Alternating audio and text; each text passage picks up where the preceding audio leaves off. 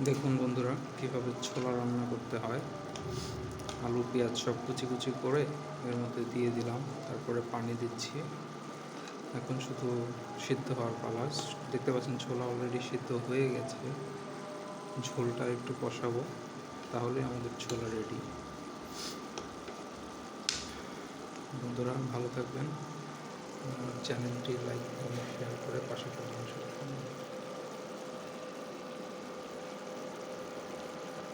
Subscribe করতে ভুলবেন না, কেমন? সবারই ইচ্ছা থাকে ইউটিউবার হওয়ার, কিন্তু আমরা লাইক শেয়ারের অভাবে ইউটিউবার হতে পারি না।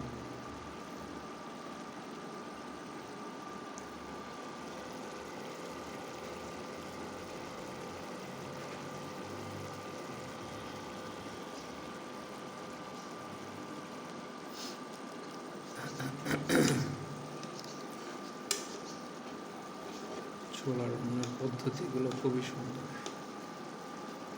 এভাবে ছোলা রান্না করবেন, দেখবেন খেতেও খুব স্বাদ হয়েছে। পেঁয়াজগুলো মূলত বড় বড় করে দিবেন, তাহলে খেতে খুব স্বাদ হবে।